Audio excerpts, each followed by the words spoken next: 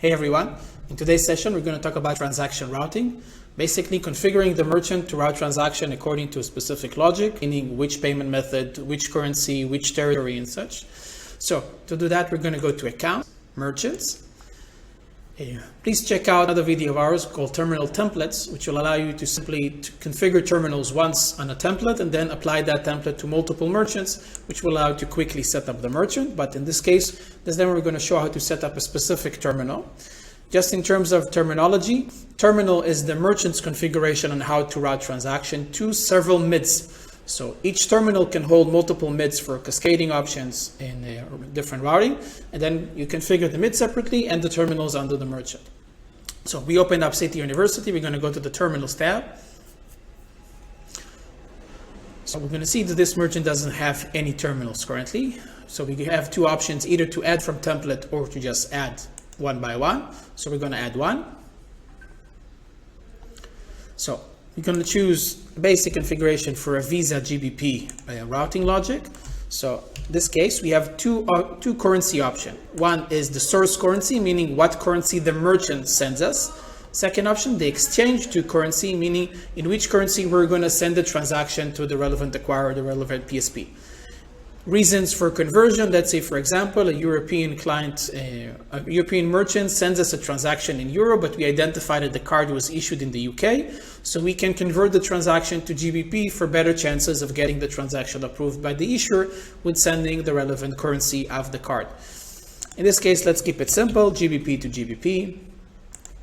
Now, second options, we have to route by amount. If the transaction is lower or equal to a certain amount or higher than a certain amount, route to this terminal. If it has a different terminal configured for the second option, then the system will know how to route transaction accordingly. We have whitelist levels. You can assign the email or the card to a specific whitelist level, and that means you create a terminal dedicated to, let's say, bronze. The system will always check if the email or card is associated with bronze and route transaction to that terminal specifically. Of course, checking if it's a credit card or a debit card, if it's a first-time deposit or second upwards. And last but not least, identity check. So if a transaction it's higher than a certain amount, you can define that in that case we want to check with an external provider, in this case SumSub, to check if the ID is legitimate, if there's a utility bill, it takes a selfie for liveliness check, and if all that passes, we get a response from SumSub, and subject to that response, we'll route the transaction to another provider. We can route the transaction by the BIN country, meaning where the card was issued, or specifically this terminal will be configured by a BIN level, meaning you type in a specific BIN number, usually used for prepaid cards in terms to route that way. So now that we've configured the logic, now we have to choose the MID selection. So we're going to go to the second tab, which is MID selection. In this case, we're going to configure to which MIDs are we going to be routed to. So we're just going to click Add MID. In this case, you have an autocomplete to simply just search for the MID you're looking for. Let's say for this use case, we're going to search for a safe charge MID. This will give us back the list of all the relevant safe charge MIDs that we have in the system. In this case, let's choose a generic one, global. And we can even set another MID for cascading options. And in this case, let's use MPG. So by default configuration, we have here ratio selection, which means one transaction will go to a safe charge and the second transaction will go to MPG. We can set it to priority list, which in this case means cascading. We'll send the transaction once to safe charge, and if it declines at safe charge, then we'll go to MPG.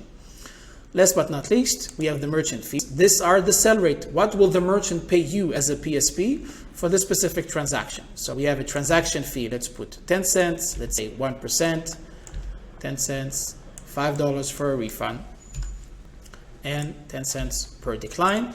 We have cashback functionality with our internal wallets, which we're going to cover in a separate video. Last part is the refund charges. So if you have a partial refund, you can charge extra.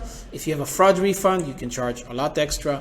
And if it's a retrieval request just before chargebacks, how much will you charge for that? And 3 chargeback tiers that will allow you, according to the amount of chargebacks that this merchant has accumulated, then charge him different tiers.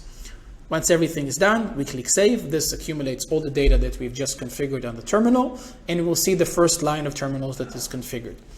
Now, in this case, as we saw, Visa GBP to GBP, We'll go first to SafeCharge and then MPG. Now, even though we covered it in a separate video, let's add more terminals from one of the templates we've configured. So we have here the Euro-based configuration. And we have another configuration for USD that we're going to apply both. So now automatically I have a Visa Euro to Euro going to Merchant Pay, and I have a Mastercard Euro to Euro going to Merchant Pay, and even Open Banking for Euro. And I'm going to do the same for the USD currency. So if we have created a GBP template, we could have applied that template to the merchant, and then automatically, instead of going one by one, simply selected the USD combination, clicking Add, and this will apply the USD combination for the same terminals that we've configured earlier. So now this merchant is ready with the Visa GBP to GBP, Visa Euro to Euro, Visa USD, and Mastercard Euro and USD, etc. Future videos, we're going to cover additional configurations such as risk rule, the terminal templates as mentioned, and other configuration of the system. Thank you.